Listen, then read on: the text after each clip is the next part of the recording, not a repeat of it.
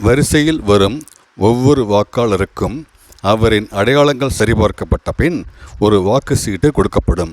அந்த வாக்கு சீட்டு 10 ரூபாய் நோட்டு அளவில் இருக்கும்.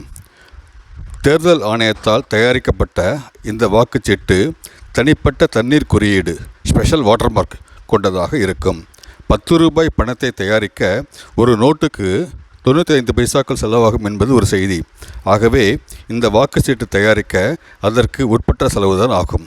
வாக்காளருக்கு கொடுப்பதற்கு முன் இந்த வாக்கு சீட்டில் ஆளும் கட்சி பிரதிநிதி, எதிர்க்கட்சி பிரதிநிதி, இருந்தால் மூன்றாவது பெரிய கட்சியின் பிரதிநிதி மற்றும் தேர்தல் அதிகாரி ஆகியோர் கையொப்பம் இட வேண்டும். கையெழுத்து இடப்பட்ட வாக்குச்சீட்டை திரையில் பாருங்கள்.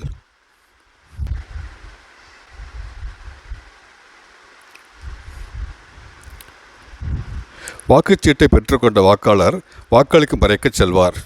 வாக்களிக்கும் அறையில் வேட்பாளரின் பெயர், கட்சி, சின்னம் ஆகியவை நன்கு காட்சிப்படுத்தப்பட்ட ரப்பர் ஸ்டாம்பு கூடுகள் இருக்கும்.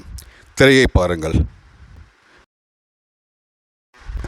வாக்காளர் தான் தேர்ந்தெடுக்க விரும்பும் வேட்பாளரின் கட்சி, சின்னம் உடைய ரப்பர் ஸ்டாம்ப் கூட்டில் வாக்குச்சீட்டை வைத்து ரப்பர் ஸ்டாம்பை அழுத்துவார்.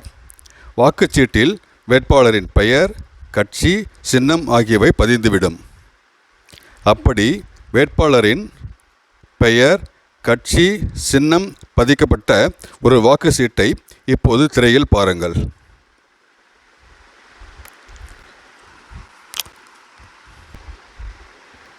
இதே போல வேறொரு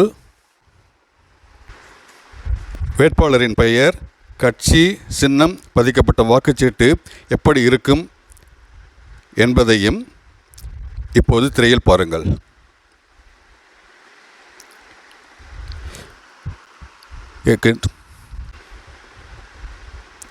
இதுபோல வேட்பாளரின் பெயர், கட்சி, சின்னம் பதிக்கப்பட்ட பின் அந்த வாக்குச்சீட்டை வாக்காளர் தன் கையில் எடுத்து சரிபார்த்துவிட்டு வாக்குப்பெட்டியில் போட்டுவிட்டு வெளியே வந்து விடுவார். இதற்கான வாக்குப்பெட்டியும் சிறிய அளவில் இருந்தால் போதும். இதுபோல வாக்களிப்பது தொடரும். இந்த ஒற்றை வாக்குச்சீட்டை தயாரிப்பதற்கு ஆகும் செலவு குறைவாக இருக்கும். இந்த வாக்குச்சீட்டுகளை எண்ணுவதும் மிகவும் எளிது. ரூபாய் நோட்டுகளை எண்ணும் இயந்திரம் போன்ற ஒரு இயந்திரத்தில் வாக்குச்சீட்டுகளை கற்றையாக வைத்து விரைவாக எண்ணிவிடலாம். 4 பேரின் கையெழுத்து தேவைப்படுவதால் கள்ள ஓட்டு போடலாம் என்னும் எண்ணமே தவிர்க்கப்படும்.